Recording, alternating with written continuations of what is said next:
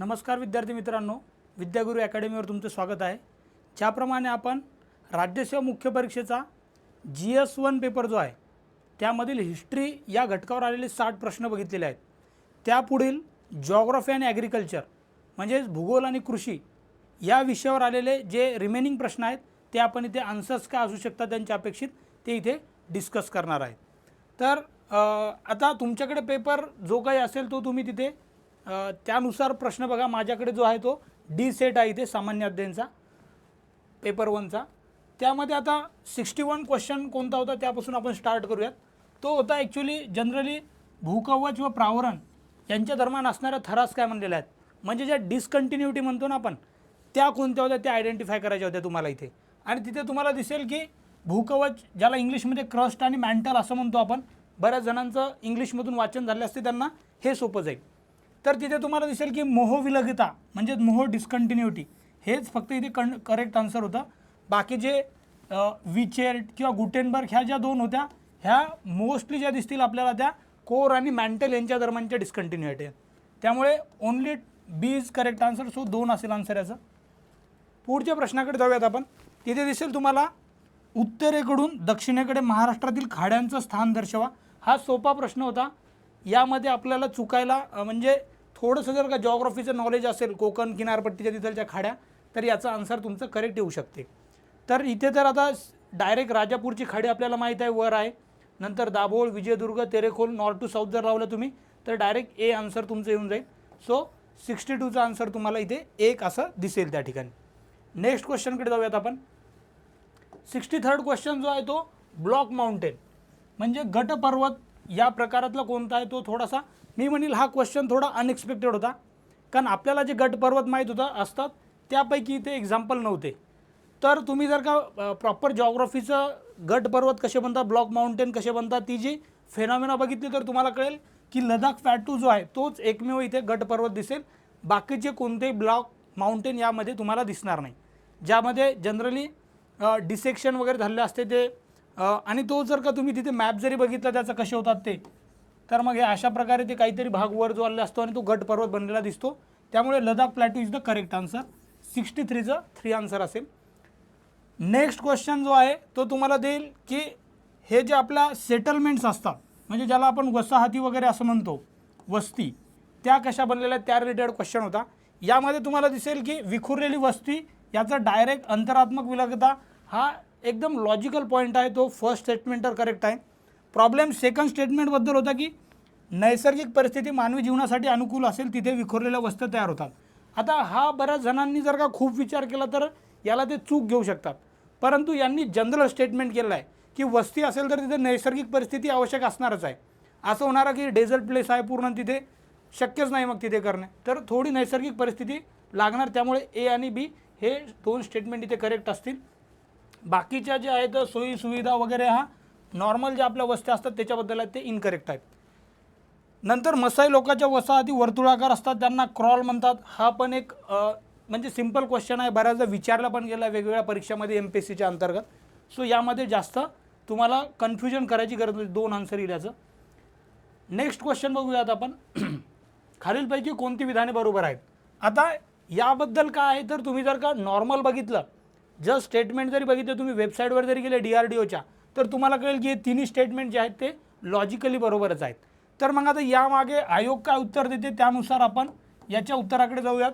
माझ्या म्हणण्यानुसार तर तिन्ही स्टेटमेंट ए असेल, बी असेल, सी असेल हे तिन्ही स्टेटमेंट बरोबर आहेत, कारण तेजस लढाऊ विमानासाठी जे ब्रेक पॅराशूट आहे ते DRDOनेच विकसित केलेलं आहे। त्यानंतर ग्रेड डीचं जे आहे तो पगार जीपेक्षा कमी असतो, कारण इकडे उलट आहे, जसा जसा खाली जाईल ग्रेड RBIमध्ये पण तसंच दिसून येते आपल्याला की RBIमध्ये जसा ग्रेड खाली जाईल तशी सिनियरिटी वाढत जाते आणि पगारही वाढत जातो। तर मग हे पण बरोबर आहे। आणि 1958मध्ये आपल्याला माहिती आहे की तेव्हाच त्याची स्थापना झालेली आहे, तो PYQ पण आहे। सो तिन्ही इथे विधाने बरोबर दिसतात। आयोग का उत्तर देते त्याचं वेट करूयात किंवा कॅन्सलही होऊ शकतो हा प्रश्न, ठीक आहे। कोकणातील जिल्ह्यांनी त्यामध्ये वाहणाऱ्या नद्यांबाबत अयोग्य पर्याय निवडायचा होता। इथे यामध्ये तुम्हाला दिसेल की ह्या जो फर्स्ट स्टेटमेंट आहे इथे रायगडमधल्या ज्या नद्या आहेत त्यामध्ये ही बाव जी नदी आहे ही रायगडमध्ये नाही तर ती रत्नागिरीमध्ये आहे। त्यामुळे हे ऑडमॅन आउट झाल्यामुळे स्टेटमेंट एमध्ये जे आहे ते अयोग्य पर्याय दिसेल. बाकी रत्नागिरी, सिंधुदुर्ग, पालघर यामधल्या ज्या रिव्हर दिल्या आहेत त्या करेक्ट रिव्हर आहेत. तुम्ही मॅपमध्ये जाऊन चेक करू शकता. ठीक आहे, त्यामुळे याचा आन्सर 1 येईल. 68 नंबरचा क्वेश्चन बघा. हा पण थोडासा विचार करण्यासारखा प्रश्न होता. कोकणात ओली शेती केली जाते. आपल्याला माहीत आहे की कोकणमध्ये भरपूर पाऊस होतो, त्यामुळे तिथे वेट ॲग्रिकल्चर जे म्हणतो आपण तो प्रकार आपल्याला बघण्यास मिळतो. ठीक आहे. कोकणात जलसिंचन उपलब्ध असल्यामुळे ओली शेती केली जाते का, तर नाही. ओली शेतीचं रिझन काय, तिथे येणारा हाय रेनफॉल म्हणजे 250 ते 300 सेंटीमीटरपेक्षा जास्त काही ठिकाणी तुम्हाला रेनफॉल दिसेल, त्यामुळे तिथे ओली शेती केली जाते. जलसिंचनाचं प्रमाण कंपॅरेटिव्हली तिकडे कमी आहे, ते रिझन नाही तिथे वेट फार्मिंग करण्यासाठी. सो मग अकॉर्डिंग टू जे काही मी सर्च केलं आणि माझं नॉलेज आहे त्यानुसार याचा आन्सर जे येईल ए आणि सी स्टेटमेंट मला करेक्ट वाटते, बी हे इनकरेक्ट वाटते. तरी आयोग याचं उत्तर काय ते बघूयात, परंतु माझ्या नॉलेजनुसार याचं उत्तर एक यायला पाहिजे. नेक्स्ट क्वेश्चन जर बघितलं आपण तर हे इंग्लिशमध्ये वाचतो कारण रिमोट सेन्सिंग रिलेटेड थोडा क्वेश्चन आहे. Is belt on knowledge from geography, cartography and mathematics. आता हे कार्टोग्राफी जिओग्राफी म्हणलं की जिओग्राफिकल इन्फॉर्मेशन सिस्टीम, कारण त्यात मॅथमॅटिक्स पण यूज होते. सो मोस्ट करेक्ट याचा आन्सर 1 राहील. काही जण GPS वगैरे पण केला असेल, परंतु याचा आन्सर GISच आयोग देईल असं आपण, कारण त्या जर का सर्च जरी केल्या गोष्टी तुम्हाला रिमोट सेन्सिंगमध्ये तर GISच त्याचं उत्तर तुम्हाला सापडेल. 68 झाला, 69 झाला. 70 नंबरचा क्वेश्चन बघूयात. खालीलपैकी कोणता जिल्हा कायनाईट खनिज, आता हे कायनाईट मिनरल्स आहेत ते आपल्याला दिसेल की भंडारा गोंदिया जे 2 डिस्ट्रिक्ट आहेत तिथे जास्त कॉन्सन्ट्रेट झालेला आहे. थोडा नागपूरमध्ये पण जातो. सो भंडारा हे आपल्याला बऱ्यापैकी मिनरल्सची जर स्टडी केली आपल्याला तर येऊन जाईल त्याचा आन्सर. नेक्स्ट, खालीलपैकी कोणती विधाने बरोबर आहेत. आता यामध्ये मला थोडं डाऊटफुल आहे की स्टेटमेंट याची, आता फर्स्ट स्टेटमेंट तर बरोबर आहे की पाचगणी येथे जांबा दगड हा बेसॉल्टच्या रासायनिक वितरणापासून, कारण इरोजनल प्रोसिजर झाल्यापासून जी आपल्याला सॉईल मिळते त्याला आपण जांभा मृदा म्हणतो आणि त्यामुळे आपण त्याच्याहून आपण एक इन्फरन्स काढू शकतो की तिथून जांभा दगड तयार होतो. नेक्स्ट, महाबळेश्वर ते जांभा दगड आढळतो कारण तिथे 3000 मिमी म्हणजे 300 सेंटीमीटरपेक्षा जास्त पाऊस पडतो, ते पण एक लॉजिकल रिझन आहे. आता कोकण किनारपट्टीच्या प्रदेशात आढळणारा जांभा दगड हा दुय्यम स्वरूपाचा आहे. याबद्दल थोडंसं मला नॉलेज कमी आहे आणि त्याचं मला सोर्स सापडलेलं नाही आहे. बट जर का आपण इन्क्लुझिव्ह आन्सर बघितलं तर ABC येऊ शकते मे बी. या दुसऱ्या स्टेटमेंटबद्दल हे नाही आहे. तरी मी म्हणेल की याचा आन्सर जे आहे ते आयोग जे देईल ते कन्फर्म करा. माझं आन्सर जे आहे ते मला ABC वाटते, परंतु इट मे बी चेंज, कारण आयोग शेवटी त्यांच्याकडे जर कोणाकडे सोर्स असेल तर तुम्ही कमेंटमध्ये यूट्यूबच्या मला सांगू शकता. नेक्स्ट क्वेश्चनकडे जाऊयात आपण. 72, रिया किनारा केव्हा तयार होतात. आता हा जो वर येणारा किनारा आहे आपला, तो किनारा म्हणजे रिया किनारा, याचाही मला एक्झॅक्ट सोर्स सापडलेला नाही आहे. So let's wait for the expert opinion किंवा मग आयोग काय देते, किंवा तुमच्याकडे जर सोर्स असेल याचा तर त्याच्याही कमेंट करू शकता मला तुम्ही. असे 2-3च प्रश्न आहेत जे मला इथे आन्सर्स मिळाले नाही आहे. बाकी सर्व प्रश्नांचे आन्सर्स मला स्टँडर्ड बुक्समध्ये मिळालेले आहेत. नेक्स्ट क्वेश्चन बघूयात आपण. तांबड्या समुद्रापासून झांबेजी नदीपर्यंत उत्तरेकडून दक्षिणेकडे अनेक सरोवरे आढळतात. त्याची उत्तरेपासून दक्षिणेकडे क्रमाने मांडणी करा. आता नॉर्थ टू साऊथ जे आपल्याला हे दिसतात हे कुठे आहे ते सर्व सरोवर, तर हे आफ्रिकन कॉन्टिनेंटमधले सरोवर आहेत. आणि तुम्ही जर तो मॅप जरी बघितला तर तुम्हाला डायरेक्ट ते दिसतील. आणि सर्वात वर जो दिसेल तो अल्बर्ट सरोवर दिसेल तुम्हाला, त्यानंतर दिसेल एडवर्ड सरोवर आहे त्या खाली. सो मग 1 नंबर 2 नंबर, त्यानंतर दिसेल तुम्हाला टांगानिका सरोवर आणि त्यानंतर सर्वात खाली दिसेल तुम्हाला न्यासा सरोवर. यानुसार 4 इज द करेक्ट आन्सर. 4 तुम्हाला करेक्ट आन्सर दिसेल तिथे. नेक्स्ट क्वेश्चन बघूया 74. हा पण एक इझी प्रश्न आहे. हे बऱ्यापैकी पाठच असते MPSC करणाऱ्या विद्यार्थ्यांना माहीत आहे. यावर बरेच PYQ आलेले आहेत की ग्राफाईट पासून जो मेटामॉर्फिक रॉक जो म्हणतो आपण तो कोणत्या प्रकारचा बनतो. तर ग्राफाईटपासून कोल, स्लेट क्लेपासून क्वार्टझाईटपासून सँडस्टोन आणि मार्बलपासून limestone. So 2 is the correct answer. हा एक सिम्पल, जर का आपण बेसिक जिओग्राफी वाचला असेल तर तुम्हाला याचा आन्सर यायला काही म्हणजे प्रॉब्लेम यायला नाही पाहिजे. त्यानंतर ह्या ज्या भूकंप लहरी आहेत या रिलेटेड प्रश्न दिसतो आपल्याला. यामध्ये प्रायमरी व्हेव्ज रिलेटेड आणि सेकंडरी व्हेव्ज म्हणजे प्राथमिक व दुय्यम भूकंप लहरीच्या पृथ्वीच्या अंतर्गत भागातील प्रवासाच्या स्वरूपावरून पृथ्वीच्या अंतरंगातील थरांच्या रचनेसंबंधित ज्ञान प्राप्त करते. हे एकदम स्ट्रेट फॉरवर्ड स्टेटमेंट आहे, कारण तेच मिनिंग आहे. आपल्याला जी आतली इंटेरियर ऑफ द अर्थ म्हणतो आपण ती जी माहिती कळते ती त्या प्रायमरी आणि सेकंडरी व्हेव्ज ज्याला मराठीमध्ये आपण प्राथमिक आणि दुय्यम भूकंप लहरी म्हणतो. बाकी जे आहे त्याच्याबद्दल ज्ञान प्राप्त करता येत नाही, हे तर लॉजिकली आपण एलिमिनेट करू शकतो बी. आणि बी जरी एलिमिनेट केलं तुम्ही तर तुमचे 2 हे एलिमिनेट होतात. त्यानंतर भूकंप लहरी या पृथ्वीच्या अंतर्गत भागातून प्रवास करत नाहीत, ह्या करतात, त्यामुळेच आपल्याला माहिती मिळते आणि त्यामुळे भूकंप वगैरे होतो. सो सी जरी एलिमिनेट केलं तरी मग तुम्हाला डायरेक्ट आन्सर फक्त हे येऊन जाते. सो हा प्रश्न नॉलेज बेस होता. थोडं तुम्हाला जर का त्या प्रायमरी सेकंडरी व्ह्यूजचं जर का माहिती असेल तर याचा आन्सर काढायला काय अवघड नव्हतं. नेक्स्ट क्वेश्चन बघूयात आपण. हा थोडा नॉलेज बेस क्वेश्चन होता, इन्फॉर्मेशन बेस होता, की आता आपल्याला माहिती आहे भारतात पण आपल्याला जे श्री अन्न म्हणतो आपण, मिलेट, भरड धान्य वगैरे, तर त्याचं इंटरनॅशनल इयर ऑफ मिलेट्स हे डिक्लेअर कधी झालं होतं, कधी ते युनायटेड नेशनच्या सर्वसाधारण सभा म्हणजे जनरल असेंब्लीनं कधी डिक्लेअर केलं, तर ते मार्च 2021. तुम्ही जस्ट गुगल जरी केलं तरी तुम्हाला ते मिळून जाईल. सो नेक्स्ट MM1, MM2 आणि MM3 मिशन ह्या बी किपिंग रिलेटेड, मधमाशा ज्या आहेत त्या रिलेटेड हे मिशन आहे. सो मग मधमाशाहूनच आपल्याला कळते की त्याच्यात आपण जे कळतो ते येलो किंवा पीत क्रांती या नावाने त्याला ओळखतो आपण. So correct answer will be 4. Next question बघूयात आपण. महाराष्ट्र राज्याच्या मंत्रिमंडळाने पंतप्रधान पीक विमा योजना राबवण्याचा निर्णय केव्हा घेतला, तर याचं मला एक्झॅक्ट आन्सर तर मिळालं नाही आहे, परंतु या दिवसापासून इम्प्लिमेंटेशन सुरू झालं होतं. आणि त्याआधी जर का बघितले तर मार्चची एक न्यूज मला मिळाली, ज्यामध्ये तेव्हाचे जे मिनिस्टर होते एकनाथ खडसे यांनी विधानसभेमध्ये का विधान परिषदेमध्ये डिक्लेअर केलं होतं की आम्ही लवकरच रोल आउट करणार आहे, इम्प्लिमेंटेशन सुरू करणार आहे, असं आम्ही ग्वाही देतो. पण कॅबिनेटने कधी केलं तर त्याचं आता 1 एप्रिल 2016पासूनच झालं असेल असं आपण एक्सपेक्ट करू शकतो. परंतु याचंही आन्सर जर का आयोगाने बदललं तर जर का स्पेसिफिक त्यांच्याकडे माहिती असेल ते कधी झालं तर ते मला ती न्यूज वगैरे कुठे मिळाली नाही, मी बराच सर्च केला तिथे. परंतु मला वाटते की याचं 3 आन्सर येऊ शकते. ठीक आहे, तुम्हाला जर मिळालं तर तुम्ही कमेंटमध्ये ती लिंक देऊ शकता मला किंवा आन्सरही प्रोव्हाइड करू शकता. नेक्स्ट 79चा क्वेश्चन बघा, शेती साधने आणि सुधारित वाहन. आता हा थोडासा मला ट्रिकी क्वेश्चन वाटला, की म्हणजे नक्की विचारायचं काय कळत नव्हतं मला. मग मी जेव्हा याच्याबद्दल थोडा रिसर्च केला तेव्हा मला कळालं की हे जे सर्व आहेत ह्या थोडेसे म्हणजे हे इन्स्ट्रुमेंट किंवा ॲग्रिकल्चर रिलेटेड गोष्टीमध्ये म्हणजे मॅन्युफॅक्चरिंग प्रोडक्शन करणारे काहीतरी कंपन्या आहेत त्या, आणि मग त्यांच्या जर का आपण जोड्या लावल्या तर त्या थोड्या या दुसऱ्या पर्यायामध्ये बसून जातात. म्हणजे विळा जो आहे तो वैभव नावाची कंपनी थोडं तयार करते त्या रिलेटेड गोष्टी. आंबा काढणी यंत्र जो आहे तो नूतन यांच्याकडे दिसून येते. भुईमुग कुदळ जी आहे ती आपल्याला दिसून येते की स्वस्तिक या कंपनीकडून अशा प्रकारचे इन्स्ट्रुमेंट बनवले जातात. परंतु मग अजून जर का असं आहे की एखादी कंपनी बऱ्याच गोष्टी, नक्की काय विचारायचं इथे याबद्दल मला क्लॅरिटी आलेली नाही आहे, तर त्याबद्दल आयोगाचा आन्सर काय असेल ते बघूयात आपण. परंतु जर का तसं असेल माझं लॉजिकनुसार तर मग याचं उत्तर 2 यायला काही हरकत नाही आहे. ठीक आहे,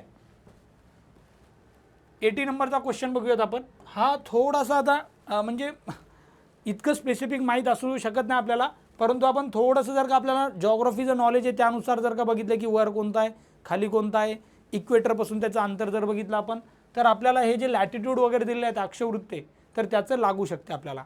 म्हणजे आता तुम्हाला दिसेल प्रतापगड जो आहे तो थोडासा आपल्याला दिसेल की नियर टू द इक्वेटर आहे, म्हणून आपण त्याला 17 घेऊ शकतो. आणि यामध्ये जर बघितलं आपण तर हा जो यशवंतगड आहे तो एकदम खाली दिसतो आपल्याला, त्यामुळे मग डीचं 1 जर लावलं तर अशा प्रकारे आपल्याला 4 आन्सर मिळू शकते. परंतु अगेन हे माहीत पाहिजे आपल्याला की नळदुर्ग कुठं आहे, दौलताबादचा म्हणजे औरंगाबाद आहे, आणि मग त्याचं प्रॉपर लोकेशन कुठं आहे मॅपमध्ये, त्यानुसार लॉजिकली तुम्हाला जर का थोडं तिथे जमलं गेसवर तर तुमचा आन्सर इथे येऊ शकते. भारतीय नद्यांचा त्यांच्या खोरे क्षेत्र आकारासंदर्भात चढता क्रम, याचे पण आन्सर्स मला वेगवेगळ्या ठिकाणी वेगवेगळे सोर्सेसनुसार मिळाले की बेसिन जे आहे काही ठिकाणी दुसऱ्या नद्यांचं जास्त दिलेलं होतं, पण नॉर्मल जे NCERT वगैरे बघितलं तिकडे नर्मदा नदीचं सर्वात मोठं खोरं दिसतं आपल्याला. त्यामुळे मग मी आन्सर याला 4 हे करेक्ट असं कन्सिडर करतो आहे, कारण NCERTमध्ये नर्मदाचंच खोरं मोठं दाखवतात, आणि त्यामुळे मग चढता क्रम जर लावला सर्वात शेवटी डी इथेच दिसतो आपल्याला, एक इथेही दिसतो आपल्याला, पण इथे बी जो आहे अगेन मग ब्राह्मणी तो इथे इनकरेक्ट वाटतो, इथे तापी पाहिजे. सो मग नर्मदा आणि तापी या क्रमाने जर बघितलं तर 4 आन्सर हे मला प्रोबॅबल आन्सर करेक्ट वाटते या ठिकाणी. ठीक आहे, नेक्स्ट 82 क्वेश्चन बघूयात आपण. आता हा पण अगेन PNS वेव्ह रिलेटेड आहे. आता PNS wave penetrate up to great depth inside the lower layer of the earth असं दिलेलं आहे त्यांनी, तर हे स्टेटमेंट करेक्ट आहे. कारण आपल्याला माहिती आहे की तिथे जो आपण शॅडो झोन म्हणतो वगैरे, त्यामुळे बऱ्याचदा आपल्याला दिसतात की तिथे बऱ्याच वेळ पोहोचत नाही, त्यामुळे डेप्थमध्ये जात नाहीत त्या. तिथे जातात ॲक्च्युली इथे, कारण आपल्याला काय सर्च करायचं ते महत्त्वाचं. इथे आपल्याला इथे काय करायचं आहे, बरोबर नाहीत असं चेक करायचं आहे. कारण पी आणि एस वेव्ह बऱ्यापैकी जातात, जरी जे शॅडो झोन असला परंतु डेप्थपर्यंत तर त्या नक्कीच जातात असं म्हणायला हरकत नाही. मग लॉजिकली याला आपण बरोबर पकडू शकतो. Sima layer is found above C L असं आहे का, तर नाही, उलट आहे. हा जो सायमा लेअर आहे हा जो आहे तो खाली आहे आणि सी एल वर आहे. सी एल सायमा आणि मग खाली तो निफे वगैरे आपल्याला जो दिसतो, त्या निफे लेअरलाच आपल्याला हे बॅरिस्पियर असंही म्हणतात. तुम्ही मराठीमध्येही बघू शकता, परंतु थोडं त्या कन्सेप्ट आहे तर सायल सायमा निफे याचे इंग्लिश मिनिंग आहे, त्यामुळे म्हणून इंग्लिशमध्ये वाचतोय मी. तर असं जर केलं तर तुम्हाला दिसेल की सायमा इनकरेक्ट आहे, फक्त बाकीचे 2 करेक्ट आहे आणि आपल्याला इथे नॉट करेक्टच विचारलं आहे. So 2 is the answer. बऱ्याच जणांचं ते नॉट करेक्टमुळे एखादं जर का चुकलं, चूक होऊ शकते, परंतु अशा चुका टाळायला पाहिजे. नंतर हा एक आवडता प्रश्न दिसतो की वेगवेगळे भूकंप किंवा मग डिझास्टर जे झालेले आहेत आणि त्यांचे मग इयर हे आयोग बऱ्याचदा विचारते, प्रिलिम्सलाही विचारते आणि मेन्सलाही विचारते. तर मग इथे आपल्याला माहीत असते किल्लारीचा जो झाला 1993चा आहे, उत्तरकाशीचा 1991चा आहे, कांगडा 1905ला झाला आहे, कच्छचा जो आहे तो 1890ला असा कधी झाल्याचं मला सापडत नाही, परंतु लॉजिकली तेच उत्तर येऊन जाते. तिथे काहीतरी 1819च्या दरम्यान एक झालेला होता, मग मे बी नजर ते प्रिंट मिस्टेक वगैरे असू शकते, परंतु तरी इन जनरल आन्सर ते आपल्याला दिसेल की 3 हे आन्सर येऊन जाईल तसं लावलं तरी आपण. नेक्स्ट क्वेश्चन बघूयात आपण. खालीलपैकी कोणती विधाने बरोबर नाहीत. आता नाहीत याचा अंडरलाईन आधीच करायचं. हिमनदीने तयार केलेल्या सरोवरांना प्लाया म्हणतात का, तर प्लाया हे कुठे होतात, तर वाळवंटी प्रदेशात, राजस्थानचा वगैरे एरिया जो आहे दिसतो आपल्याला मॅपमध्ये बघितलं तर तिकडे तुम्हाला प्लाया झालेले दिसतील. त्यानंतर नेदरलँडचे मैदान हे क्वेस्ट प्रकारचे मैदान आहे, तर हे चुकीचं आहे. तिथे असं कोणतंही क्वेस्ट प्रकारचं मैदान सापडत नाही. क्वेस्ट प्रकारचं मैदान जे आहे, जे आपल्याला इंग्लिशमध्ये जर बघितलं आपण, तर हे प्लेन जे आहेत क्वेस्ट टाईप प्लेन, हे जनरल जिथे सेडिमेंटरी रॉक्स आहेत त्या तशापासून जे बनलेले प्लेन्स आहेत ते क्वेस्ट प्लेन असे म्हणतात त्यांना. The cuesta plains are created in limestone region, तर याला आपण बरोबर पकडू शकतो, कारण इट कॅन म्हणजे ही पॉसिबिलिटी आहे, कारण ते सेडिमेंटरी रॉकच आहेत लाईमस्टाईन, याच्यासारख्या बऱ्याच रॉकने ते बनू शकते. त्यामुळे असं जर बघितलं आपण तर ए आणि बी हे मोस्ट करेक्ट आन्सर वाटते मला, परंतु काही सोर्सेसनुसार हे 4 पण आन्सर येऊ शकते. आयोग काय देते त्याच्याबद्दल आपण वेट करूयात. मला जर विचारलं तर मी त्याचा आन्सर एकच टिक करणार. आता जर का आयोगाकडे जर का स्पेसिफिक सोर्स असेल त्यांचा, तर मे बी 4ही देऊ शकतात. ठीक आहे. नेक्स्ट 85 नंबरचा क्वेश्चन बघूयात आपण. बॅथोलित खडक आकाराने मोठे असतात पण ते खूप खोलवर नसतात. ॲक्च्युअली आपल्याला माहिती आहे बॅथोलित जो आहे तो एकदम बॉटमलाच आहे, त्यामुळे ते स्टेटमेंट चूक आहे. लॅकोलित खडक आकाराने लहान असतात पण ते खूप खोलवर नाही, लॅकोलित वर असतात जर का आपण ते इंट्रुझिव्ह रॉक जर वगैरे बघितले तर. स्टॉक खडक हा अग्निजन्य, हे तर एकदम करेक्ट आहे स्टेटमेंट, त्यामुळे बरोबर नाहीत विचारले आहेत. सो 2 आन्सर येईल, ए आणि बी हे चुकीचे स्टेटमेंट या ठिकाणी आपल्याला दिसून येतात. नेक्स्ट क्वेश्चन बघूयात आपण 86 नंबरचा. आच्छादन आणि अधिक प्लास्टिकचा प्रदेश जो मोठ्या प्रमाणात पेरिडोटाईटने बनलेला असतो, ज्यावर लिथोस्फिअर तरंगते, त्याला आपण अस्थिनोस्फिअर म्हणतो. जर का आपण ते लेयर वगैरे असे बघितले, वरचा जो आहे तो आपल्याला दिसेल की क्रस्ट आहे, नंतर मॅन्टल आहे, कोर आहे, आणि इथे दिसतो तो आपल्याला दिसतो अस्थिनोस्फिअर आहे. तर त्याबद्दल डायरेक्ट डेफिनेशन विचारलेली आहे ती अस्थिनोस्फिअर, आपल्याला माहिती आहे याचं करेक्ट आन्सर आहे. नेक्स्ट 1911 मध्ये जे सेम्पल आहेत हे म्हणजे मिस एलेन सेम्पल यांनी कोणता ग्रंथ लिहिला होता तो. आता हे ह्युमन जिओग्राफी रिलेटेड जो पॉसिबिलिझम डिटर्मिनिझम वगैरे त्या रिलेटेड 3-4 प्रश्न आले आहेत, त्याबद्दल आपण जर का आपल्या नोट्समध्ये काढलेलं असेल किंवा वाचन झालं असेल तर आपल्याला माहिती आहे, इन्फ्लुएन्स ऑफ जिओग्राफिकल एन्व्हायरमेंट अशा नावाचं त्यांनी पुस्तक लिहिलं होतं. नेक्स्ट क्वेश्चन बघूयात आपण 88 नंबरचा. नागरी स्वरूपाचे समकेंद्रीय वर्तुळ प्रतिमान म्हणजे इंग्लिशमध्ये जर बघितलं कॉन्सेंट्रिक झोन थेरी, त्याला CCD मॉडेल पण म्हणलं जाते अर्बनचं. तर ते कोण काढलेलं आहे तर त्याचं आपल्याला माहिती आहे EW बर्गेस या जे सायंटिस्ट होते त्यांनी हे मॉडेल दिलेलं आहे अर्बन डेव्हलपमेंटसाठी, अर्बन नागरीकरणासाठी. नेक्स्ट क्वेश्चन बघा, हा पण ह्युमन जिओग्राफी रिलेटेड आहे. ब्लाश, बोमेन आणि ब्रुन्स या भूगोल तज्ज्ञांनी कोणती विचारसरणीचे समर्थन केलं. आता यामध्ये आपल्याला माहीत असतो की ब्लाश जे आहे ते त्यांना इव्हन पॉसिबिलिझमचं one of the father of possibilism म्हणलं जाते, की त्यांनीच ती डेव्हलप केलेली आहे कन्सेप्ट, आणि त्यानंतर मग त्याच्यावर पुढे डिटर्मिनिझम वगैरे आपल्याला गोष्टी झालेल्या दिसतात. सो एक ह्याचं करेक्ट आन्सर असेल. नेक्स्ट प्रधानमंत्री आवास योजना, हे पण आता knowledge based question, information based question आहे. 25 जून 2015 आणि असे बरेच प्रश्न आयोग विचारतो मेन्सला. त्यातही GS4 मध्ये अशा प्रकारचे प्रश्न जास्त दिसतात आपल्याला. सो याचा 3 हे करेक्ट आन्सर असेल. नेक्स्ट क्वेश्चनकडे जाऊयात आपण. खालीलपैकी कोणते विधाने बरोबर आहेत? 24 जुलै 1998 रोजी कार्यरत उपग्रहावर युरोपियन अग्निबाणाचे अवशेष आढळले.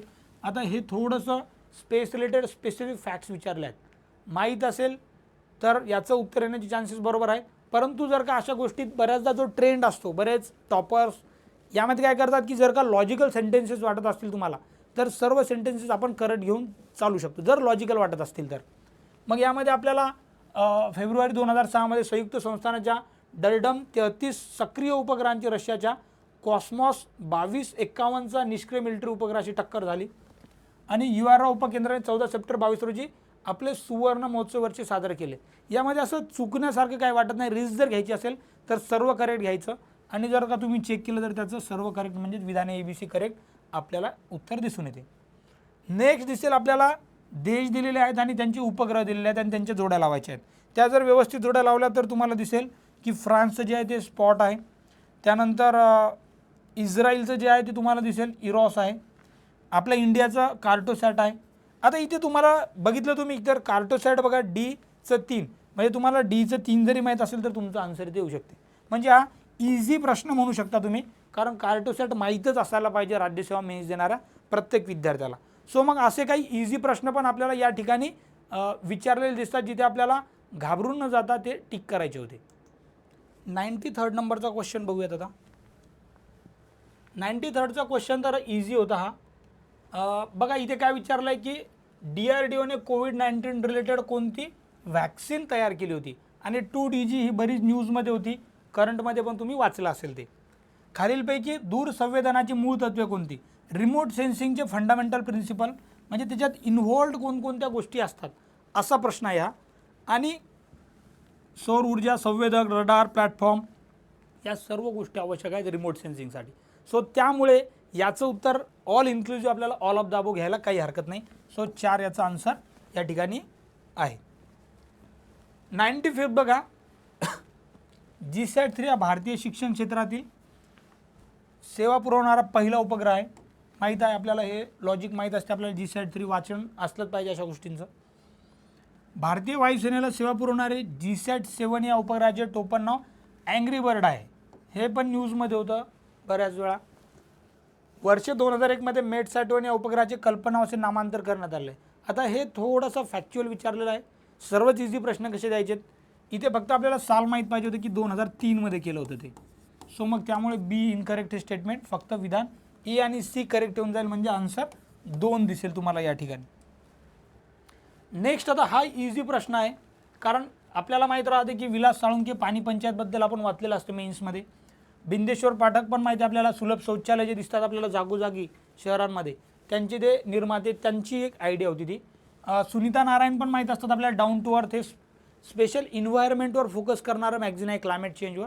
तर त्या सुनीता नारायण ह्या बऱ्याच फेमस असतात. तुम्ही यूट्यूबवर पण त्यांचे काही लेक्चर्स बघू शकता इन्व्हायरमेंट रिलेटेड. सो मग तसं जर केलं तर 4 आन्सर तुमचं इथे येऊन जाईल. पर्यावरणाचे कायदे व त्यांचे वर्ष, हे पण इझी आपल्याला माहीत आहे. वाईल्ड लाईफ प्रोटेक्शन ॲक्ट जो आहे तो 1972चा आहे. त्याच्यानंतर फॉरेस्ट ॲक्ट माहिती आहे आपल्याला 80चा आहे. जलवाला 74, हवावाला 81 वगैरे ह्या गोष्टी माहीतच आहेत आपल्याला. इझी प्रश्न होता. 98 नंबरचा क्वेश्चन बघूयात आपण. हा थोडासा मला ट्रिकी वाटला क्वेश्चन. मी इंग्लिशमध्ये वाचतो याचं. There is a close relationship between carbon dioxide and solar radiation. तर याच्यात जवळचा संबंध आहे असं म्हणलेलं जाते तिथे. तर असा कुठे जवळचा संबंध दिसून आलेला नाही आहे. बरेच सोर्सेस बघितले मी, जिओग्राफी, एन्व्हायरमेंट, पण असा कुठेही सेंटेन्स सापडत नाही आहे. अधिकीचं बऱ्याच ठिकाणी दिलं की नाही संबंध म्हणून. सो मग एक जर एलिमिनेट केलं तुम्ही तर तुमचं इथे आन्सर येऊन जाते 2 आणि 3. आता 2 आणि 3 मध्ये बघूयात आपण.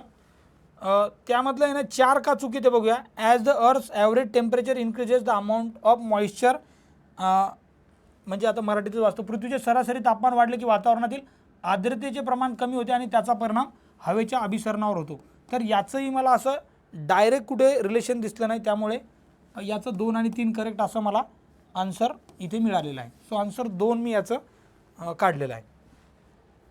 99 क्वेश्चन बघूयात आपण. खालील जागतिक पातळीवरील जैवविविधता स्थळाची तप्त स्थळांची म्हणजे ज्याला आपण ग्लोबल बायोडायव्हर्सिटी हॉटस्पॉट्स म्हणतो त्यांची रिलेटेड क्वेश्चन विचारले होते. तर याच्यात स्टेटमेंट ए आणि बी हे दोन्ही करेक्ट आहेत. याच्यात कमीत कमी 325 प्रजाती लुप्तप्राय झालेल्या अशा म्हणतात आणि त्याच्यातल्या पश्चिम घाटाबद्दल त्यांनी जनरल स्टेटमेंट केलं आहे, त्यामुळे त्याला आपण करेक्ट घ्यायला हरकत नव्हतं. जागतिक पातळी तप्त स्थळापैकी हिमालय काय आपल्याला हॉटस्पॉट माहीत राहतात. इंडियामध्ये जे 3-4 आहेत त्याच्यापैकी हिमालय एक आहे. सो याचा आन्सर आपल्याला दोन्ही करेक्ट दिसून येईल. 100 नंबरचा आता माहीत आहे पानांचा कचरा आणि तिथून शेवाळ खेकडा वगैरे हे आपल्याला माहीत आहे की ज्याला आपण डेट्रिटस फूड चेन म्हणतो आणि त्याला इंग्लिशमध्ये संशकली अशी अन्न साखळी वगैरे म्हणलं जाते. सो याचं 2 आन्सर आहे 100चं. So 2 is the correct answer. 101 नंबरचा क्वेश्चन बघा. सह्याद्रीच्या पूर्वेकडील उतारावर पावसाचे प्रमाण जास्त आहे का नाही कमी आहे, त्याला आपण रेन शॅडो झोन म्हणतो. मग तिथे आपल्याला सह्याद्रीचा पूर्व भाग जो दिसतो, मग सोलापूर जिल्ह्याचा भागपासून जो पट्टा येतो मॅप बघितला तुम्ही तर तिथे दिसेल तुम्हाला की तो कमी पावसाचं प्रमाण होते तिथे. महाराष्ट्राच्या पूर्व भागात ईशान्य मोसमी वाऱ्यापासून पण थोडा पाऊस पडतो. आपल्याला दिसेल की विदर्भाचा जो पार्ट आहे तिकडे महाराष्ट्राचा पूर्व भाग गोंदिया गडचिरोली वगैरे नागपूरच्या तिकडचा भाग तर तिकडे दिसेल की पाऊस पडतो. महाराष्ट्राच्या अतिपूर्वेकडील पर्जन्यांचं प्रमाण कमी होत जाते का तर नाही, ॲक्च्युली तिकडे पाऊस जास्त पडतो. म्हणजे मधातल्या भागात कमी पडतो महाराष्ट्राच्या मध्य महाराष्ट्रात. विदर्भाचा जो ईस्ट भाग आहे आणि म्हणजेच महाराष्ट्राचा ईस्ट भाग आहे तिकडे खूप जास्त पाऊस पडतो आणि त्यामुळे तिकडे तांदूळाची शेती पण केली जाते. सो मग 3 जर एलिमिनेट केलं आपण तर आपलं डायरेक्ट आन्सर विधान अ आणि 1 आणि 2 बरोबर आहे आणि 3 चुकीचं आहे हे येऊन जाईल. नेक्स्ट क्वेश्चन बघा. आता हा पण जॉग्राफीच्या कोर कन्सेप्ट रिलेटेड होता. हवेच्या अंगी अंकुचन व प्रसरण पावण्याचे गुणधर्म असतात हे तर लॉजिकल माहितीच आहे आपल्याला. टेम्परेचरनुसार प्रेशरनुसार या गोष्टी चेंज होतात. अवकाशातून जसे जसे भूपृष्ठाकडे खाली यावे तसा तसा दाब वाढून हवा प्रसरण पावते का तर नाही, त्याच्या उलटं होते, ते प्रसरण अंकुचन पावते. सो मग याचं 3 आन्सर येऊन जाईल या ठिकाणी आपल्याला. ह्या बेसिक कन्सेप्ट आहेत जॉग्राफीमधल्या NCERT वगैरे जर वाचलं तिथे आपल्याला दिसून येतील त्या. हा पण आता थोडा नॉलेज बेस होता. सेन्ससवर चांगले प्रश्न येतात आणि बऱ्यापैकी लोकांचा आता अभ्यास असतो मेन्सवाल्यांचा. ते आता आपल्याला माहिती आहे की 2001 मध्ये 933, 11 मध्ये 943, 81 मध्ये 934 असं केलं तर तुम्हाला 2 आन्सर मिळून जाईल त्या ठिकाणी. ठीक आहे. नेक्स्ट क्वेश्चन बघा. फेरेल्स लॉ जो आहे आपल्याला माहिती आहे जे आपण विंड बघतो कसे सर्क्युलर करतात ते वेगवेगळे की इक्वेटर झोनमध्ये, ट्रॉपिकल झोनमध्ये, एक्स्ट्रा ट्रॉपिकल, पोलार झोन आणि मग तिथे फेरेल्स लॉ अप्लाय होतो. या रिलेटेड हे 3 स्टेटमेंट करेक्ट आहेत फेरेल्स लॉचे. मग त्यानुसार मग ते आपल्याला माहिती आहे की उत्तर गोलार्धात ते राईट साईडला जातात आणि जे आपल्या फेरेल्सच्या नियमानुसार मग दक्षिण गोलार्धात ते मूळ दिशेपासून डावीकडे वळतात.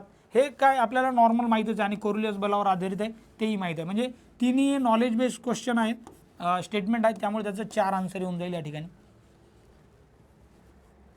खालीलपैकी संवेदकाचे प्रकार कोणते आहेत म्हणजे इथे तुम्हाला सेन्सरबद्दल विचारले, टाईप्स ऑफ सेन्सर. आता याच्यात नॉर्मल आपला फोटोग्राफ हा सेन्सर कसा येईल ते जरी एलिमिनेट केलं तुम्ही तर तुम्हाला दिसेल की सी कुठे आहे, इथे आहे, इथे आहे, इथे आहे. म्हणजे तुमचं ABD हे आन्सर येऊन जाईल. बाकीचे बघा कॅमेरा, रडार, स्कॅनर हे सेन्सर असू शकतात, त्यांच्या सेन्स करण्याची कॅपॅसिटी आहे त्यामुळे त्याला सेन्सर आपण म्हणू शकतो. नेक्स्ट क्वेश्चन बघा. दर सेकंदाला जर बघितलं आपण 3 लाख किमी किंवा मैल वेगाने प्रवास करणे विद्युत चुंबकीय लहरीद्वारे सूर्याच्या पृष्ठभागातून उत्सर्जित होणाऱ्या उष्णतेला आपण इन्सुलेशन म्हणजे सौर ऊर्जा म्हणतो. बाकी याचे जर बघितले तर तसे काही त्याचे वेगवेगळे मिनिंग आहेत. सनफ्लेअर जे असतात ते वर असतात, भूपृष्ठ भागावर नसतात, तर त्यामुळे insulation will be the correct answer असं मला वाटते इथे. नेक्स्ट बघा. कोपनहेगनने जे हवामानाचे प्रकार केले आहेत AM, BSH, AW इथे जर केलं तर तुम्हाला याचे करेक्ट आन्सर मिळून जाईल. तर आता AM जर बघितला तर आपल्या Raigad, Ratnagiri monsoon type climate वगैरे जे म्हणतो जिथे रेन जास्त इक्वेटोरियल रेन जो आहे तो रिजन जर दिसला तर आपल्याला तो तिथे लागेल. तसं केलं तर तुमचं डायरेक्ट उत्तर येऊन जाईल. बाकी हा माहिती आपल्याला BSH जो आहे तो अहमदनगर, धुळे आणि AW जो आहे तो राईट फ्रॉम मध्य महाराष्ट्र ते विदर्भाचा पूर्ण भाग तिकडे आपल्याला दिसेल तो भाग आलेला. सो मग 2 याचा करेक्ट आन्सर येईल 107चा. ठीक आहे. नेक्स्ट क्वेश्चन बघा. आता हे पण आपल्याला हीट बजेट जो एक कन्सेप्ट असतो की जी सूर्यापासून येणारी उष्णता आहे त्याच्यातली किती कुठे जाते तर याच्या तेव्हा पृथ्वीपर्यंत पोहोचू शकणारे 49% ते आपल्याला पहिल्याच याच्यात दिसते. म्हणजे हा स्ट्रेट फॉरवर्ड होता की वातावरणाकडे न जाणारी वगैरे, वातावरणाकडे जाणारी, सांद्रीभवन होणारी उत्सर्जित, अभिसरण प्रक्रियेद्वारे म्हणजेच रेडिएटेड बाय कन्व्हेन्शन. तर ह्या गोष्टी लावल्यानंतर तुम्हाला एक याचा आन्सर दिसेल.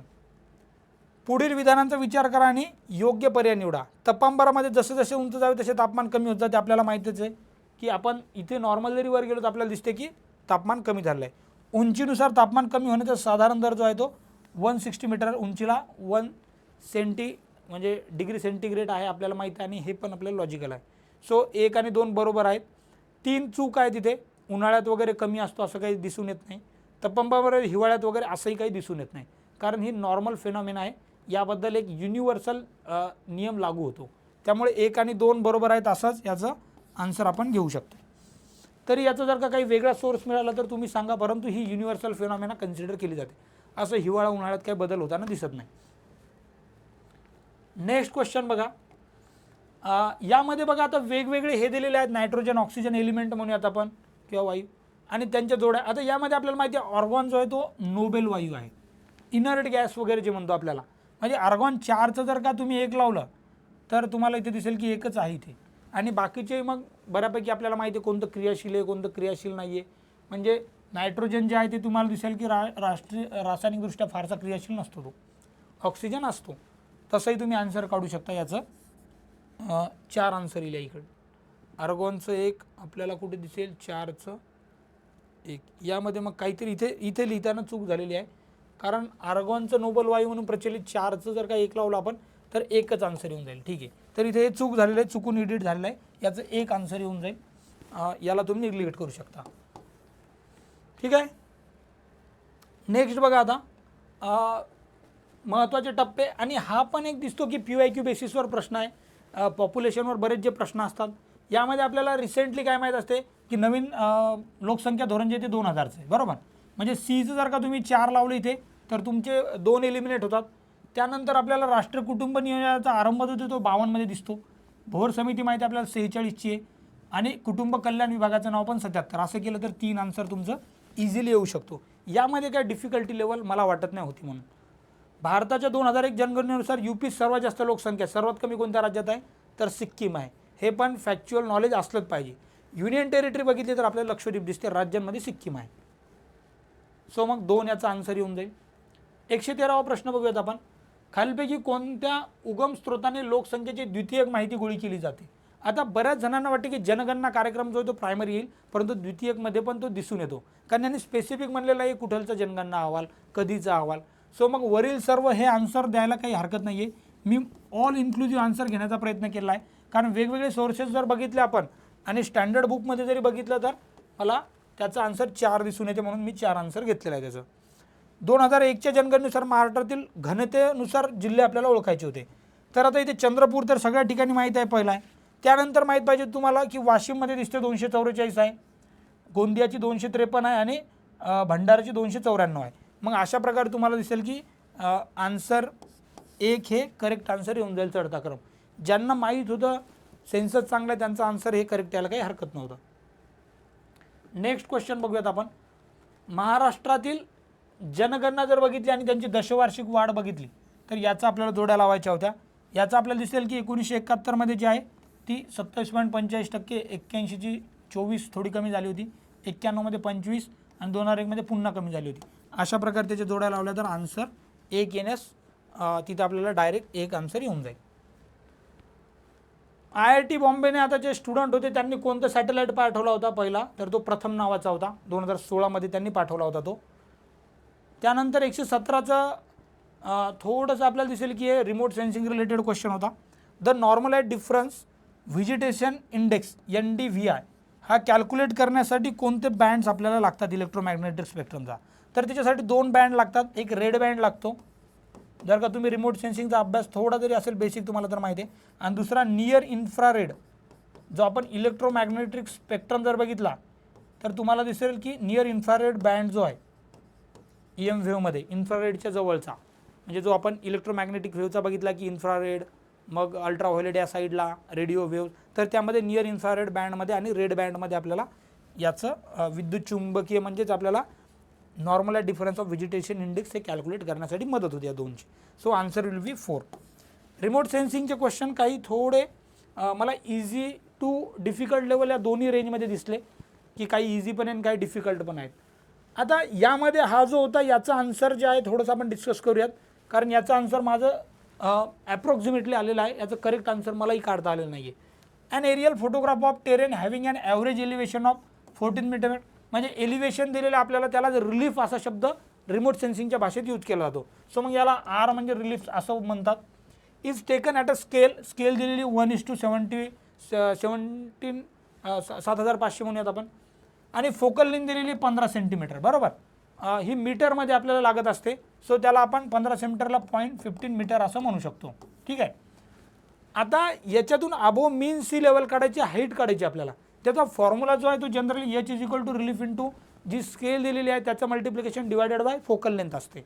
मग ते जर पुट केलं आपण 1400 रिलीफ 1:7500 आणि खाली मीटरमध्ये जर का फोकल लेंथ घेतली कॅल्क्युलेट केलं तर 70,000 आपला आन्सर येऊन जाते तिथे. सो मग इथे 70,000 मीटरच्या जवळपास आन्सर कोणतं आहे? 84 मीटर. आता 84 मीटरच का घ्यायचं? 8400 8400 मीटरच का घ्यायचं आहे? प्रश्न बघा काय, की हवाई छायाचित्र प्रमाणात घेतले जाते. कॅमेऱ्याची फोकल लेंथ आहे समुद्र सपाटीपासून उडवण्याची उंची किती आहे? म्हणजे 7,000 किंवा 70,000 जे आहे, इथे 70,000 नाही यायला पाहिजे, 7,000 यायला पाहिजे ॲक्च्युली. याच्यामध्ये काहीतरी कन्फ्युजन झालं आहे, पण एक लक्षात घ्या तुम्ही, त्याच्या वर पाहिजे. म्हणजे त्याच्यापेक्षा वरचा आकडा जो आहे तो आपल्याला दिसेल की हाच आकडा इथे 8,400 मीटर. सो त्यामुळे मग आपण म्हणू शकतो की त्याचा आन्सर 8400 यायला काही हरकत नाही. तरी याचं जर का थोडं मला कन्फ्युजनच होतं म्हणून मी याला ॲस्टेरिक केलेलं आहे. याचा आन्सर जेव्हा आयोग देईल तेव्हाही मी, आणि अजून मला काही जर त्याच्यात करेक्शन मिळालं तर मी तुम्हाला ते नेक्स्ट व्हिडिओमध्ये वेगळा करून तयार करून सांगेल तिथे. नेक्स्ट क्वेश्चन बघा आता रिमोट सेन्सिंगचा. Which type of projection preserve absolute direction relative to the central point of the projection, म्हणजे कोणत्या प्रकारचे प्रक्षेपणाच्या मध्यवर्ती बिंदू समज असलेली दिशा अबाधित ठेवते. मग हे असं ठेवणारं जे आहे ते ॲझिम्युथल प्रक्षेपण असं त्याला म्हणलं जाते. ह्या डेफिनेशन थोड्या पाठ करणे एक्सपेक्टेड होतं आपल्याला, कारण रिमोट सेन्सिंगवर 5-6 प्रश्न येतात आणि यावर्षी बऱ्यापैकी चांगले प्रश्न आलेले दिसतात आपल्याला. हा एक इझी प्रश्न होता. The spatial relationship between geographical elements in a data set that do not change under the continuous transformation is topography कधी चेंज होत नाही. म्हणजे जे आपल्याला विचारलं की त्याच्यात प्रक्रियेत बदल होत नाही असं काय आहे, आणि भौगोलिक घटक म्हणलेला आहे. त्यामुळे टोपोलॉजी हा भौगोलिक घटक आपल्याला तिथे आन्सर एक आपल्याला तिथे दिसून येते त्याचं. आता इथून पुढे जे आहे ते ॲग्रिकल्चरचे क्वेश्चन आपण डिस्कस करणार आहे. आत्तापर्यंत जे आपल्याला जॉग्राफी आणि रिमोट सेन्सिंग रिलेटेड क्वेश्चन आपण डिस्कस केलेले आहेत. आता ॲग्रिकल्चरचे क्वेश्चन बघूयात आपण. तर GS1 पेपरमध्ये ॲग्रिकल्चरमध्ये 121 सेट डीमध्ये जे क्वेश्चन आले तिथून आपण स्टार्ट करूयात. कोणत्या प्रकारच्या जमिनीसाठी तुषार सिंचनाचा वापर करता येतो? आता इथे उथळ आणि उतार असलेली जमीन, इथे मे बी और मे नॉट असे दोन्ही उत्तरे येऊन जातात. करूही शकतो आणि करलं तर थोडंसं आपल्याला चेंजेस पण करावे लागतात. त्यामुळे याला बरोबर जर घेतला आपण तर मग वालुकामय जमिनी तर तो चांगलाच असतो. त्यामुळे ओनली ए अँड बी हे आन्सर दिसते. ओलावा टिकून ठेवणाऱ्या जमिनी, कमी ओलावा टिकून ठेवणाऱ्या जमिनी तर चालणार नाही, तिथे जनरली ठिबक सिंचन दिसते आपल्याला यूज केलेला. सो मग माझं ॲनालिसिसनुसार याचा आन्सर 1 यायला पाहिजे, परंतु मला याचं कन्फर्म आन्सर म्हणजे वरील सर्व पण काही ठिकाणी घेऊ शकतात काही लोक की नाही यूज करता येते म्हणून, कमी ओलावा ठिकाणी ती काही करता येईल आपल्याला, काही चेंजेस करतो. तर त्यामुळे मग वरील सर्वही काही जण आन्सर देऊ शकतात. आयोगाचं वेट करावं लागेल काय आन्सर देते आहे. खालीलपैकी एकूण पीक कालावधीमध्ये जास्त पाणी लागणारे पीक जर बघितलं तर उन्हाळी भुईमुग तिथे जास्त लागते, कारण मग उन्हाळ्यात जी इव्हॅपोरेशन वगैरे ते त्यामुळे जास्तही पाऊस लागतो आपल्याला उन्हाळी समर ग्राउंडनटमध्ये. नेक्स्ट क्वेश्चन बघूयात आपण. कृषीविषयक दुष्काळ केव्हा पडतो? ही स्टँडर्ड डेफिनेशन जी ॲग्रिकल्चर ड्रॉटची ती दिसेल आपल्याला इथे. पिकाच्या सशक्त वाढीपासून पक्वता होईपर्यंत लागणाऱ्या पाण्याची गरज भागवण्यात जमिनीतील अपुरा ओलावा आणि अपुरा पाऊस ही स्टँडर्ड डेफिनेशन दिसेल तुम्हाला गव्हर्नमेंटकडून केलेली, ज्याला इंग्लिशमध्ये आपण म्हणतो soil moisture and rainfall are inadequate to meet the water requirement of crop for healthy growth to the maturity. Maturity होण्यासाठी, हेल्दी ग्रोथ होण्यासाठी जे लागते तिथे इनॲडिक्वेट आपल्याला दिसतो पाऊस आहे. सो मग सी हे करेक्ट आन्सर राहील याचा. कृषीविषयक दुष्काळ केव्हा पडतो यामध्ये. नेक्स्ट क्वेश्चन बघा. जो आपल्याला हा इंडेक्स विचारलेला आहे Y divided by Y R म्हणजे इल्ड डिवायडेड बाय मग वॉटर रिक्वायरमेंट वगैरे असं त्याला आपण लॉंग फॉर्ममध्ये म्हणतो. तर तो क्रॉप वॉटर यूज इफिशियन्सीचं स्टँडर्ड आहे तिथे. इथे जर का EU =WR झाला असेल त्याचं वॉटर ॲप्लिकेशन इफिशियन्सी हा पण फॉर्म्युला येतो. परंतु Y डिवायडेड बाय WR केल्यानंतर त्याचं क्रॉप वॉटर यूज इफिशियन्सी हे करेक्ट आन्सर आपल्याला दिसून येईल. इथे 2 will be the correct answer. 1 hectare centimetre पाणी म्हणजे किती याचं कॅल्क्युलेशन इथे करून दाखवलं मी तुम्हाला की 1 हेक्टर सेंटीमीटर जर आपण नॉर्मल लिटरमध्ये कन्वर्ट केलं तर इथे आपल्याला दिसेल की ते 10⁸ इंटू 10⁻³ सेंटीमीटर असं दिसेल. आता 10⁻³ सेंटीमीटर म्हणजे किती लिटर असते तर 10⁻³ लिटर असं आपण लिहू शकतो त्याला.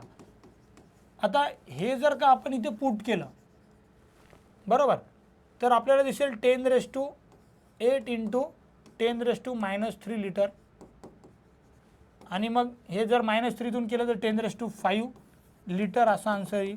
आणि 10⁵ लिटर म्हणजेच आपल्याला दिसेल की ते 1,00,000 लिटर असं उत्तर त्याचं येण्यास हरकत नाही. सो मग असं याचं उत्तर मग आपल्याला 2 दिसेल या ठिकाणी. ठीक आहे. नेक्स्ट क्वेश्चन बघा 126. खालीलपैकी कोणत्या पद्धतीद्वारे जमिनीची धूप नियंत्रित किंवा कमी करू शकतो. हे सर्वच त्यामध्ये लॉजिकल स्टेटमेंट आहेत तिथे. म्हणजे आच्छादन टाकून पृष्ठभागाचं संरक्षण करणे वगैरे तिथे नॉर्मल आपण करतो. मृदा एकत्रित करून ढेकळयुक्त ठेवणे वगैरे त्यामुळे पण ते फायदा होतो की धूप कमी होईल त्यामुळे आणि पाणी तिथे व्यवस्थित मुरेल. वाऱ्याचा वेग कमी करण्यासाठी खडबडीत मग तिथून जे इरोजन होणार नाही आणि वारा प्रतिरोधकांचे निर्मिती हे लॉजिकल स्टेटमेंट आहेत सगळे. ठीक आहे. सो मग 4 हे करेक्ट आन्सर असेल याचं. नेक्स्ट बघा खालीलपैकी कोणती विधाने बरोबर आहेत. यामध्ये पण हा आता इंटरेस्टिंग प्रश्न होता की चुनखडीपासून तयार झालेल्या जमिनी पांढऱ्या रंगाच्या होतात का. तर चुनखडीचा तो आपल्याला माहीतच आहे की रंगच तसा असतो लाईमस्टोनचा वगैरे. अति पावसाच्या प्रदेशात लोह आणि ॲल्युमिनियमचे प्रमाण जमिनीच्या पृष्ठावर अधिक असते का तर उलट आहे. तिथून वाहून जाते खूप जास्त पाऊस झाल्यामुळे आणि मग आपल्याला ते कोकण आणि तिकडच्या ज्या लॅटराईट सॉईल दिसतात जांभी मृदा त्या तिथे कमी प्रमाण दिसते. सो मग बी जर का इनकरेक्ट केलं तुम्ही तर तुमचं उत्तरच येऊन जाते बी एलिमिनेट केल्यानंतर. तिथे बाकी कमी पावसाच्या प्रदेशात जमिनीच्या चुन्याचे संचयन पृष्ठभागावर असते हे माहीतच आहे आपल्याला. खालीलपैकी कोणत्या खतामध्ये नत्राचं प्रमाण टक्केवारीत जास्त असते तर युरिया. हे बऱ्यापैकी माहिती आहे आपण युरिया खत तर सगळीकडे यूज केलं जाते आणि ते नायट्रोजनमध्ये एकदम जास्त प्रमाण असणारं खत आहे. आता रासायनिक खतेच्या तुलनेत नॅनो खत अधिक फायदेशीर का आहेत कारण त्याचा अधिक पोषकद्रव्य वापर करण्याची कार्यक्षमता आहे. रासायनिक खतांच्या तुलनेत कमी गरज आहे. पर्यावरण पोषक आहेत. हे सर्व तिन्ही लॉजिकल स्टेटमेंट आपल्याला करेक्ट वाटून येतात. आता चौथा थोडा डाऊटफुल स्टेटमेंट आहे. पीक उत्पादनात सुधारणा किंवा वाढ होऊ शकते. तर याचे वेगवेगळे स्टेटमेंट मला सापडलेत की काही ठिकाणी म्हणतात की इट इज रिसर्च सुरू आहे यावर. काही ठिकाणी आलं की नाही यामुळे होऊ शकते. त्यामुळे मग आता आयोग का आन्सर देते 3 और 4 या 2पैकी जे आयोग आन्सर देईल आणि तुमच्याकडे काही सोर्सेस असतील तर तुम्ही ते तसे आयोगाला पाठवू शकता. जर का आपण एक ट्रेंड बघितला की लॉजिकली सर्व बरोबर घ्यायचे तर मग ऑल इन्क्लुसिव्ह आन्सर 4 दिसते.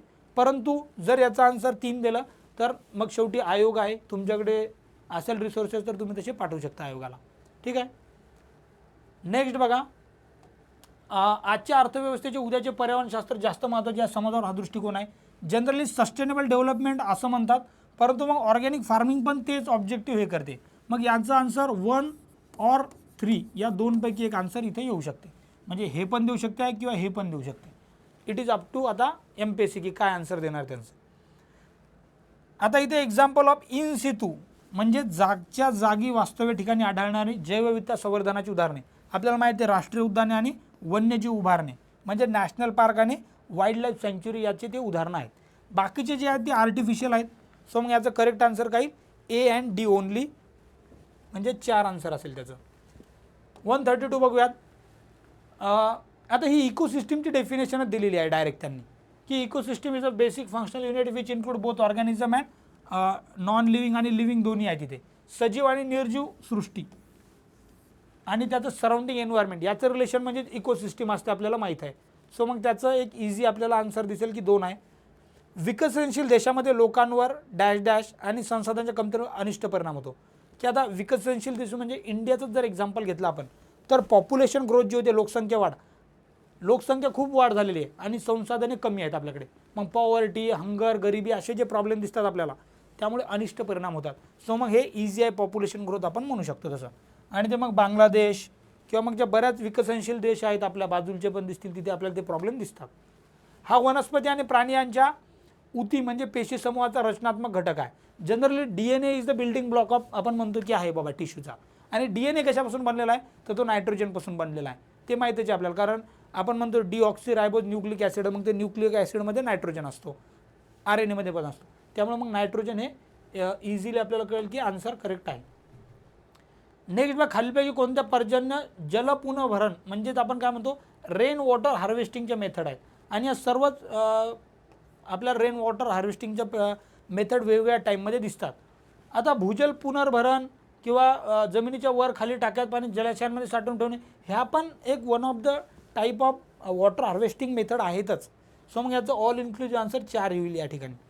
भारतातील सर्वोच्च गुरुत्वाकर्षण धरण कोणतं आहे, तर भांकरा नांगल माहिती आपल्याला 226 मीटर उंचीचा आहे तो. मग त्यामुळे आपण त्याला सर्वोच्च गुरुत्वाकर्षण ग्रॅव्हिटी डॅम म्हणू शकतो.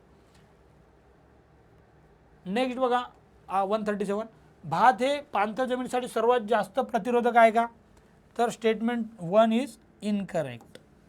म्हणजे काय म्हणलेलं आहे त्यांनी, the most resistant crop for water logging is rice. नाही, तिथं जर वॉटर लॉगिंग पाहिजे, पाणथळ जमिनीत पाहिजे राईससाठी, तेव्हा त्याचं पीक चांगलं येऊ शकते. सो मग ते जर इनकरेक्ट केलं आपण, तर बाजरी पीक बाल्यावस्थेत पाणथळ जागेत संवेदनशील बळी आहे, तर ते बरोबर आहे की बाजरीसाठी नॉर्मल आपलं जी आपली मराठवाड्यासारखी जमीन आहे तिकडे तर ते चांगलं येऊ शकते, म्हणजे तिथे पाणथळ नसलं पाहिजे. सो मग याचं एक आन्सर येईल, विधान 2 बरोबर आहे आणि विधान 1 चूक आहे. ठीक आहे. नेक्स्ट क्वेश्चन बघूयात आपण, खालीलपैकी कोणती तत्वे पाणलोट व्यवस्थापनाशी संबंधित आहे. आता पाणलोट मग अगेन वॉटरशेड मॅनेजमेंट हे सर्वात लॉजिकल स्टेटमेंट दिसतात तिथे. जमीन वापर वर्गीकरणावर आधारित जमिनीचा वापर करणे, पाणलोट क्षेत्रासाठी योग्य पीक पद्धतीचा शोध घेणे, प्रति युनिट क्षेत्र, प्रति युनिट वेळ, प्रति युनिट पाणी यांचा जास्तीत जास्त उत्पादकता वाढवणे. लॉजिकल आहे स्टेटमेंट. त्यानंतर सीमांत लहान आणि पडीक जमिनींचा सुरक्षित वापर करणे. सर्व लॉजिकल स्टेटमेंट आहे. All inclusive answer 3 will be the answer. Next आहे बघा, वनस्पतीमधून बाष्पोत्सर्जनाद्वारे होणाऱ्या पाण्याचा ऱ्हास कमी करण्यासाठी वापरण्याच्या पदार्थात काय म्हणतात, तर त्याला अँटी ट्रान्सपायरंट्स किंवा मग त्याला बाष्पोत्सर्जन निरोधक. नावातच कळतं आपल्याला की आपण त्याला विरोध करतोय, थांबवतोय. सो 3 हे करेक्ट आन्सर आपल्याला या ठिकाणी दिसून येईल. नेक्स्ट क्वेश्चन बघूयात आपण. आता हा थोडासा ट्रिकी क्वेश्चन होता, कारण यामध्ये काय विचारलं आहे, खालीलपैकी कोणते घटक वाळू, पोयटा आणि चिकणमातीचे कण एकत्र करण्यासाठी सिमेंट एजंट मध्यस्थ म्हणून काम करतात. आता यामध्ये आहे ना, मला 1 आणि 4 कोलाइटले आणि सेंद्रिय पदार्थ हे फिक्स आहेत. आता ए आणि डी असणारा आन्सर कोणता इथे, तरी बघा इथे ए आहे, इथे डी आहे. मग इथे ए आणि डी असणार, वरील सर्व हे आन्सर घेणंच कधी संयुक्तिक राहील, लॉजिकल राहील. त्यामुळे बाकीचे जरी आपल्याला तेवढे माहीत नसतील, पण हे 2 तर माहीत आहे ना आपल्याला की ते आहेत सिमेंटिंग एजंट. त्यामुळे मग याचा आन्सर आपण 4 घ्यायला काही हरकत नाही आहे. तरी तुमच्याकडे काही सोर्स असेल त्याचा स्पेसिफिक तर तुम्हाला कळू शकता, परंतु ए आणि डी तर यायलाच पाहिजे त्यामध्ये. सो मग 4 याचा आन्सर, वरील सर्व हे करेक्ट आन्सर असेल. नेक्स्ट क्वेश्चनकडे जाऊयात आपण. आता 141 प्रश्नामध्ये काय विचारलं आहे, जमिनीत भूसुधारके का टाकली जातात, म्हणजे सॉईल अमेंडमेंट जे म्हणतो आपण, त्यासाठी लॉजिकली 3 स्टेटमेंट बरोबर आहेत. पिकांच्या गरजेनुसार जमिनीचा आम्ल विम्ल म्हणजे pH जो आहे तो बदलण्यासाठी, पीक अन्नद्रव्याची उपलब्धता वाढवण्यासाठी आणि जमिनीची भौतिक स्थिती म्हणजे फिजिकल कंडिशन जी आहे ती चांगली करण्यासाठी. आणि हे सर्वच गोष्टी आपण भूसुधारके टाकतो आणि त्यामुळे ऑल ऑफ दिस 3 हे आन्सर याचं इथे आपल्याला दिसून येईल. नेक्स्ट बघा, मातीची जी आहे ती बल्क डेन्सिटी विचारली आहे तिथे. त्याची रेंज माहिती आपल्याला 1.1 पासून ते 1.6 ग्राम पर सेंटीमीटर क्यूब या दरम्यान दिसते आपल्याला. सो मग 3 याचं करेक्ट आन्सर असेल. चुनखडीयुक्त जमिनीत खालीलपैकी कोणत्या सूक्ष्म अन्नद्रव्याची उपलब्धता कमी असते. मग सर्वात कमी जर यांचं कंपॅरिझन बघितलं तर आपल्याला झिंक दिसेल, तर थोडं कोणते घटक कमी असतात, कोणते मिडियम असतात, कोणते जास्त. याचं जर का तुमच्याकडे चार्ट असेल तर तुम्हाला ते माहीत असेल. कॅल्शियरियस सॉइल्समध्ये आपल्याला झिंक कमी दिसून येते. नंतर जमिनीत पाणी साचल्यामुळे वनस्पतींना इजा पोहोचते, कारण जमिनीतील ऑक्सिजनचं प्रमाण कमी होते व विषारी पदार्थ जमिनीत साचतात. कारण मग त्या डिझॉल्ड ऑक्सिजन कंटेंट वगैरे या गोष्टी जर स्टडी केल्या तर तुम्हाला दिसेल की तिथे वॉटर लॉगिंग जर झालेली असेल बघा इंग्लिशमध्ये, तर तिथे ऑक्सिजनचं कंटेंट डिक्रीज झालेलं असते आणि त्यामुळे मग त्याचे दुष्परिणाम, अनिष्ट परिणाम झालेले दिसतात आपल्याला ते प्लांटवर. 146 बघूयात आपण. खालीलपैकी कोणते भौतिक घटक परिस्थितीचे अजैविक संरचना आहे. मग आता इथे अबायोटिक स्ट्रक्चर, मग जे अजैविक आहे ते सूर्यप्रकाश, वारा, पर्जन्यमान, तापमान हे सगळेच आहेत, अजैविक आहेत ते. त्यामुळे वरील सर्व हे मग ॲग्रिकल्चरचं कंपॅरेटिव्हली आपण म्हणूयात की एक अटेम्प्ट करायला आपल्याला वाव होता, सोपा पेपर होता.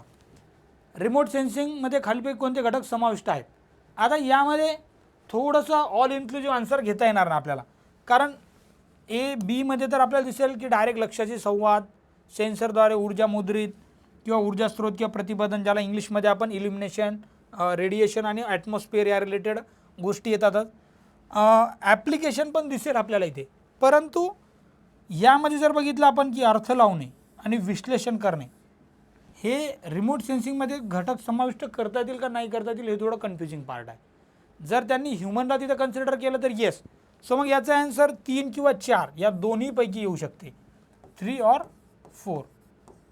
मला वाटते की याचं आन्सर 3 जर दिलं तर बेटर राहील. परंतु मग त्यांनी म्हटलं की नाही, ह्युमन त्या रिमोट सेन्सिंगचा डेटा घेऊन विश्लेषण करतातच, तर मग त्याचं 4 पण आन्सर येऊ शकते. आयोग काय उत्तर देते तर वेट. आयोगने जर का इन्क्लुझिव्ह अप्रोच लावला तर 4 देऊ शकते. त्यांनी जर वेळ नाही रिमोट सेन्सिंगमधून डायरेक्ट येणार रॉ डेटा, तर मग त्याचा 3ही आन्सर देऊ शकतात. So it is up to the आयोग आणि तुमच्या इंटरप्रिटेशनवर डिपेंड आहे की याचा आन्सर 3 घ्यायचं का 4 घ्यायचं. ठीक आहे.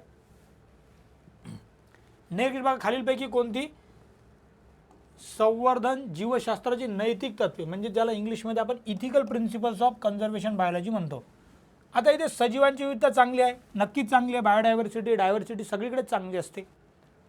पर्यावरणीय गुंतागुंत वाईट आहे का तर नाही. दॅट इज द ब्युटी की जर गुंतागुंत कॉम्प्लेक्सिटी आहे त्यामुळे ज्या फूड चेन वगैरे सगळ्या गोष्टी व्यवस्थित राहू शकतात. त्यामुळे हे 2 बी जिथे आहे ते आपल्याला बघू की हे नॉट इथिकल प्रिन्सिपलमध्ये येणार. म्हणजे जिथे जिथे ए आहे हे तर एलिमिनेट झालं, बी असणार हे असू शकते, हे एलिमिनेट झालं कारण बी तर पाहिजेच आपल्याला, आणि हे मग या 2मध्ये कॉम्पिटिशन आहे. लोकसंख्या आणि प्रजाती अकाली नष्ट होणे वाईट आहे, नक्कीच वाईट आहे. कोणती गोष्ट जर नष्ट होत आहे नॅचरली असणारी तर ते वाईटच आहे. सो मग सी एलिमिनेट जर केलं आपण इथे तर मग आपल्याला हे पण एलिमिनेट होते आणि बी अँड डी येऊन जाते. सो मग याचा आन्सर काय, जैविकता बाह्य मूल्य आहे का नाही तर त्याचं इंट्रान्सिक मूल्य आहे, अंतर्गत मूल्य जास्त, बाह्य मूल्य नाही. सेकंड लास्ट आणि लास्ट क्वेश्चन बघूयात आपण. जागतिक तापमानवाढीमध्ये हरितगृह वायू म्हणजेच ग्लोबल वॉर्मिंग जे काय ग्रीन हाऊस गॅसेस आहेत करणारे, त्यांचे आपल्याला किती त्यांचं पोटेन्शियल आहे, किती त्यांचं कॉन्ट्रीब्युशन आहे ते बघितल्यावर आपल्याला दिसेल की सर्वात जास्त ते नायट्रस ऑक्साईडचं आहे. त्यानंतर दिसेल आपल्याला CFC म्हणजे क्लोरोफ्लोरो कार्बन, नंतर मिथेनचं आहे, नंतर कार्बन डायऑक्साईडचं आहे. त्यामुळे मग DCBA हे 4 हे करेक्ट आन्सर असेल. खालीलपैकी कोणती विधाने कोणत्या परिस्थितीत समजण्यासाठी ऊर्जावान बिंदू मानली जातात, म्हणजे त्याला इंग्लिशमध्ये जे म्हणतात आपल्याला एनर्जेटिक्स पॉईंट्स टू अंडरस्टँड असं म्हणतात. तर त्याचं जर का आपण मी सर्च केलं, याचंही मला थोडं तेवढं माहीत नव्हतं, तर यामध्ये इंग्लिशमध्ये मग मला मिळालं की ग्रॉस अँड नेट प्रोडक्शन हे महत्त्वाचं आहे. आणि चौथं जे आहे श्वसनाद्वारे ऊर्जा मिळवणे हे कॅन्सल होऊन जाते. सो मग मी डी जर काढलं तर माझ्याकडे ए बी आणि ए एन सी राहते. मग अन्नाच्या स्वरूपात ऊर्जेची एकूण निविष्ठा, इनपुट आणि आत्मसात करण्याची कार्यक्षमता ह्या गोष्टी मला तिथे त्या काढण्यासाठी महत्त्वाच्या तिथे दिसून आलेल्या आहेत सर्च केल्यानंतर. त्यामुळे त्याचा आन्सर मग जे आहे ते ए आणि C correct, 3 is the answer. So अशा प्रकारे आपण GS1चा हिस्ट्री आणि जॉग्राफी, ॲग्रिकल्चर हे तिन्ही कंपोनंट बघितलेले आहेत. नेक्स्ट लेक्चरमध्ये आपण GS2चा जो पॉलिटी, कायदे आणि गव्हर्नन्सचा पार्ट आहे त्याचं काय आन्सर की असू शकते ते डिस्कस करणार आहे. तर ठीक आहे, आय होप की बऱ्याच जणांना चांगले आले असतील उत्तरं वगैरे आणि चांगला तुमचा स्कोर यावं यासाठी तुम्हाला शुभेच्छा. थँक्यू.